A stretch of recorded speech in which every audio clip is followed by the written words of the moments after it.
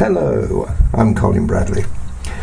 I've just finished this picture, or at least the image, and what I want to do now is put a background on. So I thought it'd be interesting for me to show you how I select the pencils for the background. At this moment of time, I really don't have any idea what I'm going to use. The obvious thing is to pick up the pencils that you've already used. Now, believe it or not, I've used all of those pencils in this picture. Doesn't look at it, does it? But I did. But some of the pencils I'm going to immediately discard, like them, for instance, which narrows it down a bit. But look at that lot. Now, what you have to remember when you've got a picture like this is first of all, you've got to put base colours on. With pastel pencils, you need to put a base colour on first, and that's the lighter colours, usually. If I'm going to make it a medium tone background, which I have to because of the animal, I need the animal to stand away. So I've got to put a medium tone. I can't put it too dark. If I do, it's going to make this stand out too much. I can't put it too light because it won't stand out at all. So it's got to be a medium tone.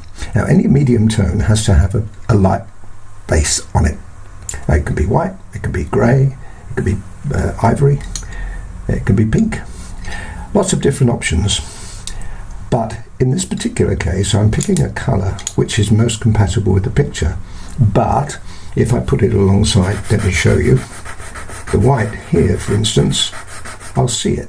If I was to put white on there, which I could put white on, I wouldn't see it, I'd lose it. So I put the grey on as the first colour. So that's the first colour that I'm going to decide to use, and I'll use that one all over, putting a complete base on. So that will be the first colour. Then we've got other colours. I'm not going to worry about the white for the moment because I've got plenty of white in. I might add that, and that can be added at a later date if you want a little bit of brightness in the background. But at the moment, we'll forget it. I could use the ivory as well, but again, if you look at the picture, there's not a great deal of ivory in it. I put a little bit in, and there's a little bit in the eye, but really not a lot more. So it might be a good idea to dispense with that too for the moment. I'll just put them there so that you can see them. Right. Now, the next colour we're going to use, we could use this colour, which is a really attractive colour, and it's all over the picture, everywhere, except possibly the eye, but it's everywhere. So I think that would be a really nice colour, and also the grey, which again, we've got the grey in. Bear in mind, we're going to be putting colours in here. Some of these colours, I don't know which ones yet, but some of these colours will go in. So therefore we want to neutralise the background as best we can. So those three colours, once that's in, those two colours there will go into it and blend into it. So it won't be as severe as you look. When you look at the ends, you can think, God, that's strong, but it won't be. Okay, so that's that. Now, when we come to the other colours, what I'll do is I'll use some of the colours in the eye. When I look at them here, I can see the greens and the ochres. So it's the greens and the ochres. So those are the greens and those are the ochres. Leave those two for the time being. Now they can be put in again. I'll show you the end result of this. I mean, it's one of our members' pictures, so I won't be actually showing you how to do the background, but I will show you the end product of the colours that I used. And you never know, we might get a little snip on YouTube as well as a little YouTube clip on it. Anyway, we'll have to see about that later on. So I will then start to put these colours, and I'll start with the colours which are less severe. So those two there would be colours. This is a grey-green, and this is an ochre. And those colours then will be added to these. And immediately I put those on, you'll see the colour of the eye start to have an influence on it. Got it?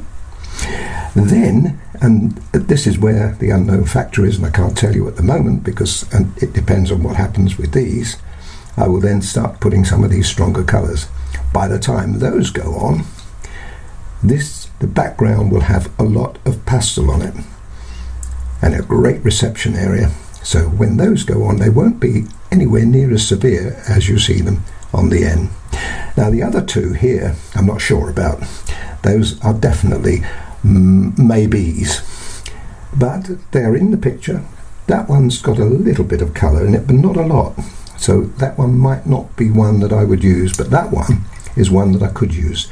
So those two could be, let me just pull that back, those two could be the two colours. This is a colour which I've used extensively in the fur, and that was for the eye.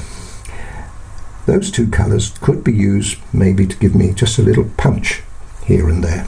Anyway, now I'm sure that's probably been really interesting for you, but what you want to see is what it looks like when it's finished.